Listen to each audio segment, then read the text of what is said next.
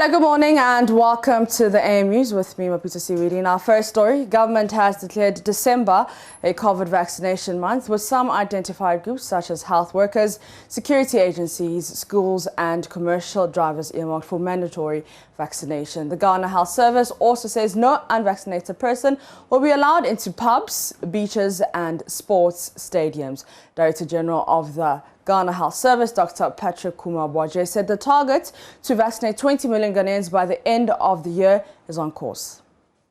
The Minister of Health, who should have been here, has asked that these are the proposed mandates which we are going to pursue. With the increasing availability of vaccines and reasonably quantity in the pipeline, we are declaring December as the month for vaccination. Or let's say vaccination for Christmas. So December is going to be declared as the month of vaccination, and it will be launched by the Honorable Minister on 30th of November 2020. Well, that's Tuesday coming. This mandate, which I'm going to announce, will be applicable in January 2020 at specific groups and manners as soon as, and this mandate become effective as soon as the campaign is over. We have them in two sections. They are going to have proposed groups that will be covered under the mandate and the venues. We are looking at all the three arms of government. All health workers have been given the opportunity to vaccinate, and they stay in a very strategic position that either they can share among themselves or give to their patients. So that's why we prioritize that. And remember, we are talking about these are the people who have been prioritized at the beginning, even when we had very few vaccines. And so we expect that. All security personnel will be covered. They should be vaccinated. All staff and students in secondary and tertiary schools should be vaccinated. And so secondary schools are being given the opportunity. Started last week, Friday, from 27th, almost all regions are doing vaccination of Pfizer in schools. And so in January, you should be fully vaccinated before you come back to school. All workers in government institutions and parastatals, all commercial drivers and their mates are expected to be vaccinated at the end of that. That's where they're commanded to cover them. There are areas where the mandate to cover, that will be a venue. And this venue for now includes nightclubs, beaches, sports stadium, and restaurants for indoor dining. And these are areas that will mean that you need to be vaccinated before you can go into these venues, and that will be enforced. Dr. Kumar-Boaje has dismissed claims that the new COVID-19 variant, Omicron, has been detected in Ghana. Some European nations, including Austria and Netherlands, have gone into lockdown, while some have banned flights from some southern African countries following the detection of the new variant. Dr. Boaje says health officials are on high alert. The Omicron, we have not identified one in Ghana. All people who are tested positive at the airport are sequenced, the samples are sequenced, so they've imported all of them. We also pick samples from our reference labs across the country to do sequencing. Currently, they have a bunch of about 160 that they are working on now, but there's been no indication of Omicron in Ghana. So all those messages flying around is not true. There's no case in Ghana. WR is here, and my Director of Public Health might also talk about additional the Omicron. But the issue about Omicron is that whatever it is, vaccination is key, social distancing is key, wearing of masks is key. So the preventive measures remain the same. We have not had any evidence that it will pass through a different part of what we know now. So all the mechanisms that are in place continue to work. And we also continue our surveillance to ensure that once we discover, we look at that. Maybe the BR can add later. Why variants? I'm sure That's the behavior of all viruses. They continue changing their nature. And especially if it goes unchecked, then they continue changing. Away from that, Emmanuel Tekbe has cerebral palsy and lives with his grandmother, who says she sometimes has to lock him in a room alone to go to the market. This piece also tells the story of 4-year-old Blessing Tete, whose leg has been chopped off after an accident. Watch this. Up to 5 years. His mother was around till he turned 5.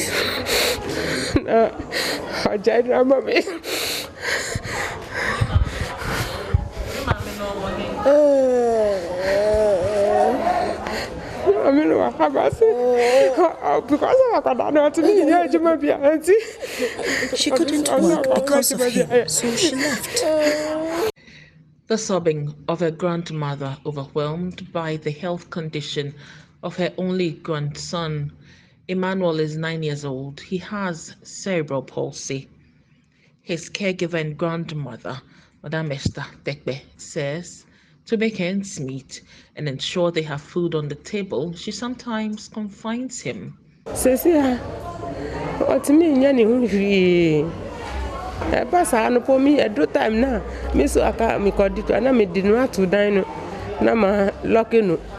can't help himself, so sometimes I lock him up to go to the market. When it's time to feed him, I come back.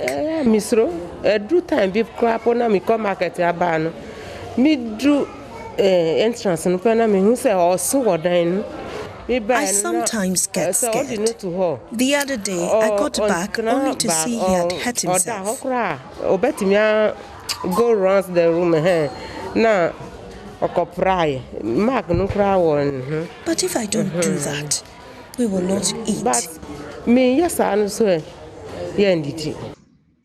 Dr. Odefor Kwame Appel says though medical assistance for Emmanuel has delayed, starting now will improve his life. When he gets the orthopedic, it's going to help as he ages.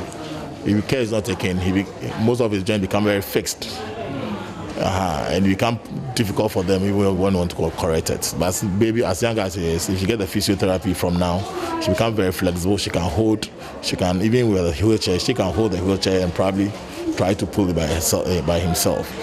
So as for early stage, if you get those kind of supports, and it's very expensive here in Ghana, when they ask them to go, even transportation, and when they go, the fee they pay per section, it's also a challenge. At a medical outreach organized by the Samson Amoatin Foundation with support from Morgan's Miracles at Nkrankan in the Eastern region, Emmanuel got help. It was such a severe case, and you can clearly see that the child is at the point where they can't continue to carry him, and he literally cannot do anything for himself. And so it's not only a struggle for the child, but also for his caretakers. So on the recommendation of the therapists and the doctors today, that's the case that we chose. Blessing Tete is 4 years old.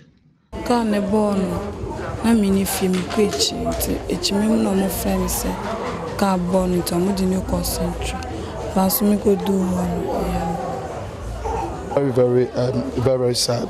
And even as the name suggests, she is called Blessing. And I believe that God brought us here to fix such an issue like this. As she grows up to become somebody in life, one day she will be very, very grateful to God and even to also the ministry.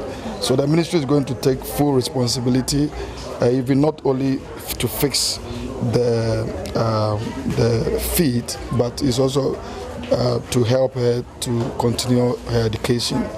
Comfort would need surgery to fix the problem with her sight. It's also a typical case of the left eye is totally gone. So Samson Amoatin Ministries is also going to pick this as a project, In all, about 200 people benefited from the medical outreach. Fortunately, there isn't any serious replicative disease that we are seeing now. Most of them that turn up today are the very aged people.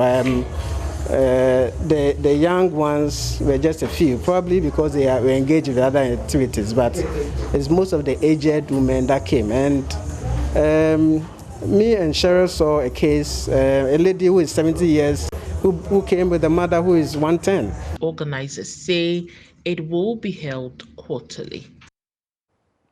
Aboso Bosomtree DA School has benefited from the benevolence of a licensed cocoa buying company, Federated Commodities Limited, FEDCO, following the construction and donation of a 6-unit classroom block. The mining and farming community, located in Prestea Huni Valley municipality of the Western region, despite being endowed with natural resources, has faced several challenges, including people studying in a dilapidated school block. Correspondent Inathala Kwanzaa has the rest of the story.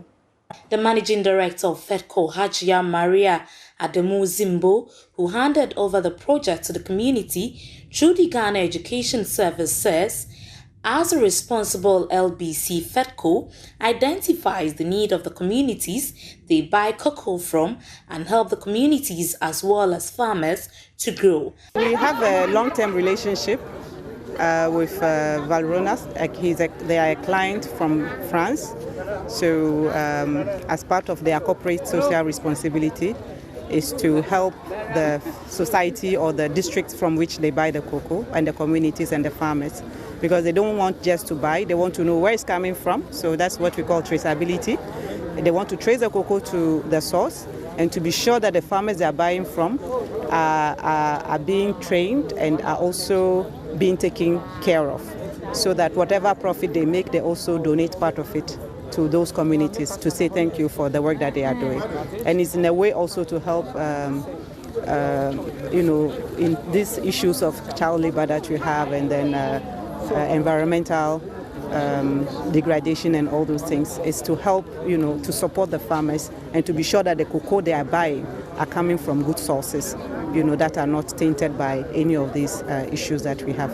The Municipal Director of Education, Madame Mary Vida Kofi, says such initiative go a long way towards supporting government's quest to ensuring equitable access to quality education for all. She said children in all parts of the country have a right to quality education, and so the provision of such a facility makes the right achievable. So this alone goes to promote teaching and learning. In terms of ICT, the policy now is every child should be exposed to ICT. And this really goes to help education to achieve Agenda 2030. And so we are grateful to FEDCO for providing these facilities that we see. And we assure them that we would maintain the facility.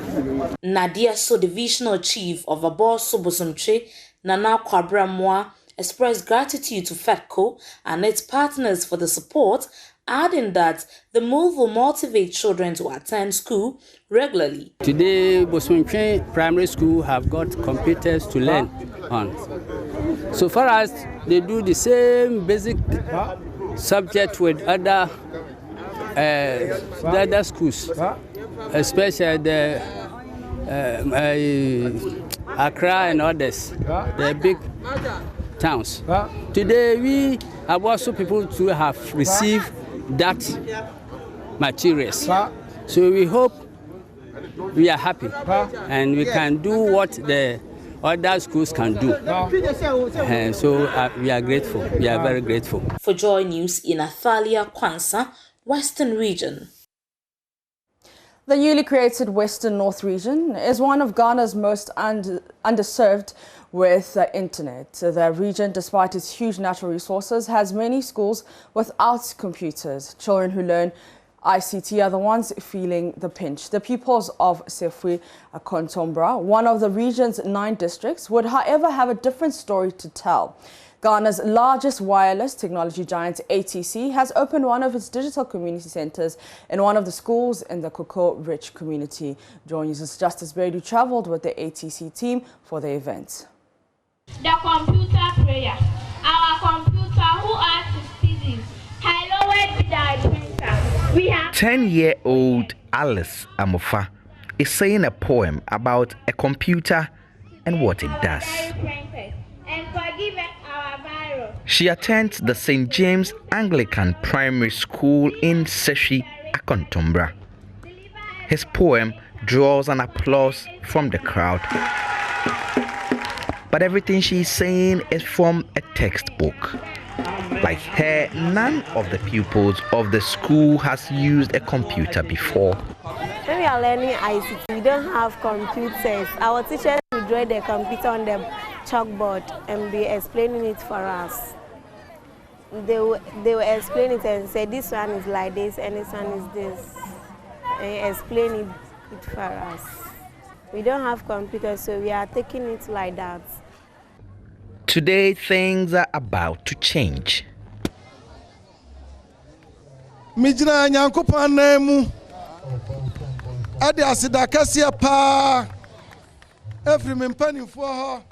behalf of our gods, on behalf of the leaders of Akontombra and our children, I thank ATC sincerely for bringing such a massive project to our town. We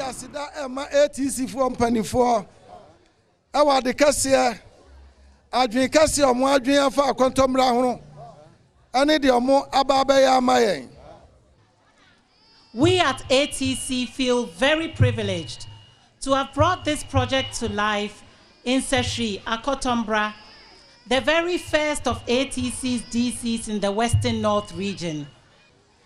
This center before you represents our ongoing commitment as a company to be a responsible corporate citizen of this our great motherland, Ghana.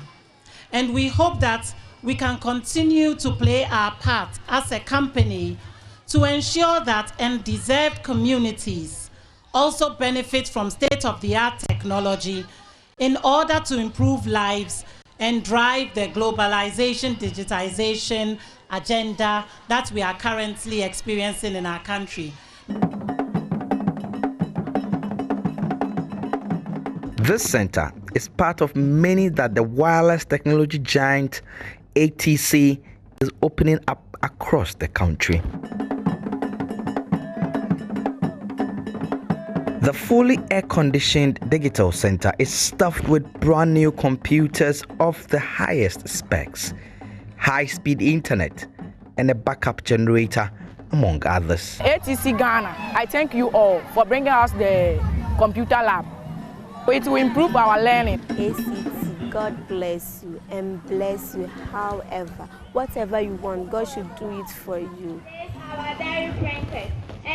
The company wants to do more across the country in the coming year. Justice Baidu, Joy News, Seshi, Akontombra.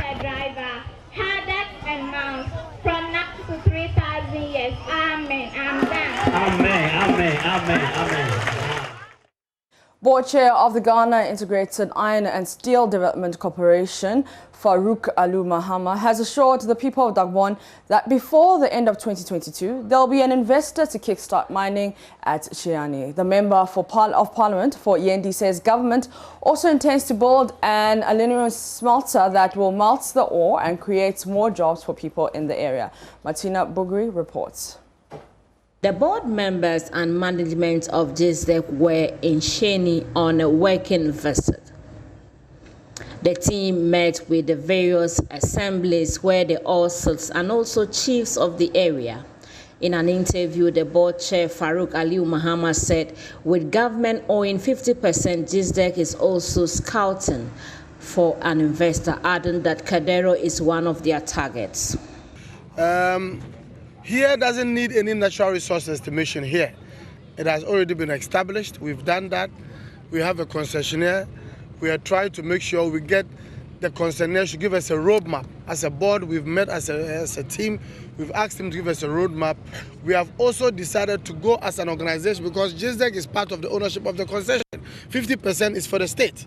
And if 50% is for the state, as much as the efforts have been made by the concessionaire to also look for investors, we are also going beyond the concessionaire to look for, and we have set ourselves targets. And the target is that we are going to do targeting of people who are serious. As we always said, Russians had been here through Cadero and some Canadians. We are going back to them to sit down on the drawing board to them, for them to come. And obviously, the rate at which the percentage that is needed for international trading to happen would happen. So very soon, as I said, before the end of 2022, we'll cut a sword. He said government is talking to an investor who would pre-finance the construction of roads in the area. But we are not only relying on government. As I said, we are starting to talk to an investor who is coming to pre-finance most of these roads to add equity to the road, so that we then add it if he wants also to have a concession or something. It's all part of the negotiation. So we've got some people who are going to come from South Africa and Turkey. I think I was supposed to come with them, but before we have to sit down and meet the road minister and the finance minister for them, because it's a pre-finance arrangement. They are going to do the road. They're going to do the road for us, and obviously there will be a concession that we also give to them. So obviously adding equity to the land, adding equity to this area is accessibility to good roads. And when we're coming, I'm happy you, the media, assess. And obviously these are the things we're going to do to add equity to the road. The MP for Tatale Sangule, Thomas Mboma, on his part said there are other business potentials for the area if they begin the mining of the ore. He said cement producers have already visited the area looking at the byproduct to be used for cement production. This, he said, will create more jobs for the youth. My interest is to see the action so that at least the teeming youth can get employment. The teeming youth can get something to do so that the burden of people not getting work will reduce. If I will quote our deputy director over here, if we are sitting on 1.5 billion wealth, I think we don't need to call ourselves poor people. So I am just appealing to the authority. The board chairman is here, the managing director, to make sure that whatever we have to do, whatever within their power, we should be able to do it so that within the shortest possible time, we'll see actions here so that people of Dagbon, as a son of Dagbon, I'm interested in seeing the people of Dagbon being elevated from where we are to the higher heights. And that's it for the AM News. For more news, you can log on to myjoyonline.com. My name is Mapita CBD. The AM show continues with any more.